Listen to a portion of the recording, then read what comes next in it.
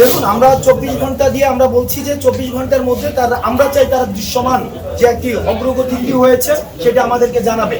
না হয় সেক্ষেত্রে আমরা তাদের সাথে আবার কোনো ধরনের যদি পদক্ষেপ নিতে হয় সেক্ষেত্রে আমরা পদক্ষেপ নিব। এই জায়গায় আমরা গণমাধ্যমের সহায়তা আমরা চাই, কারণ আমরা দেখেছি যে আন্দোলনের আজকে সার্বজনীনতা, এই জায়গায় গণমাধ্যমের যে ভূমিকা সেটা অনস্বীকার্য। আপনারা যারা গণমাধ্যমে রয়েছেন তাদের নিরলস পেশাদারিত্বের কারণেই কিন্তু আজকের এই পর্যায়ে আমরা পৌঁছেছি। সুতরাং জবাবদিহিতার জায়গায় গণমাধ্যম ব্যক্তিকে নয়, বরং যিনি তার পজিশনকে হোল্ড করবে, আপনারা, আমি বিশ্বাস করব আপনারা এই পজিশনকে প্রশ্ন করার ক্ষমতা সবসময় আপনারা অব্যাহত রাখবেন। এই পজিশনকে প্রশ্ন করার ক্ষমতা থেকে আমি মনে করি আগামী 24 ঘন্টার মধ্যে যারা স্বাস্থ্য মন্ত্রণালয়ের দায়িত্ব রয়েছে তাদেরকে আপনারা জবাবদিহিতার আওতায় নিয়ে আসবেন।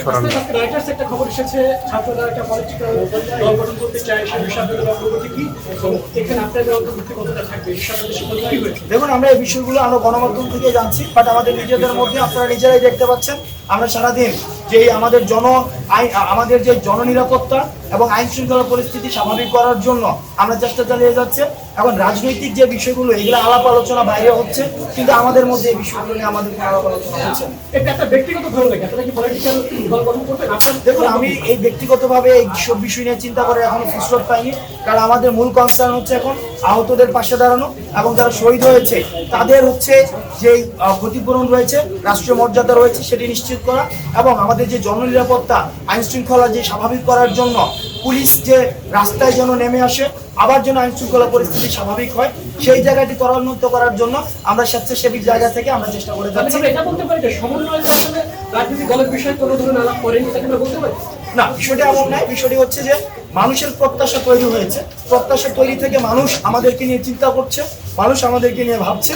আমরা মনে করি ভাবনার দ্বার উন্মুক্ত থাকা উচিত, এবং ভাবনার দ্বার যখন উন্মুক্ত থাকবে তখনই জনমত গঠন হবে, এবং জনমত গঠন থেকেই হচ্ছে রাজনৈতিক কাঠামোর ভিত্তি গড়ে ওঠে। তো সুতরাং আমরা মনে করি জনমত গঠন হওয়া উচিত, এবং পরবর্তীতে জনমত গঠনের ভিত্তিতে যদি প্রয়োজন হয় রাজনৈতিক কাঠামোর যে বিষয়টি সেটি নিয়ে চিন্তা করা যেতে পারে। এখনো পর্যন্ত আপনাদের কোনো চিন্তা নেই?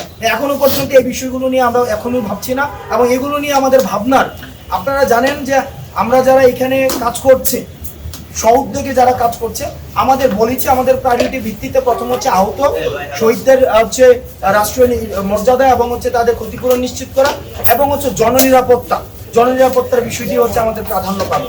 আরেকটি প্রশ্ন, যে অনেক ভার্সিটি বা অনেক প্রতিষ্ঠানের সমন্বয়কদের তালিকা আপনারা নিচ্ছেন, এবং এখান থেকে অনেকে ধারণা করছেন যে আপনারা হয়তো ভবিষ্যতে একটা দল গঠন করবেন, সেখানে এই লিস্টটার তালিকাটা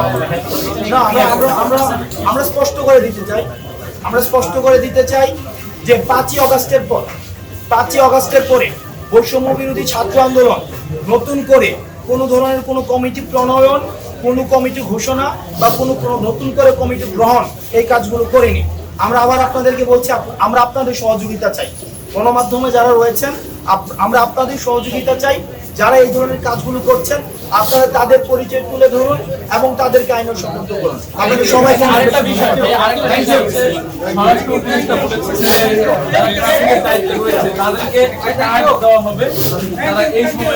এই বিষয়টি নিয়ে পর্যালোচনা করা আমি আসলে জানি না। আমি এই বিষয়টি নিয়ে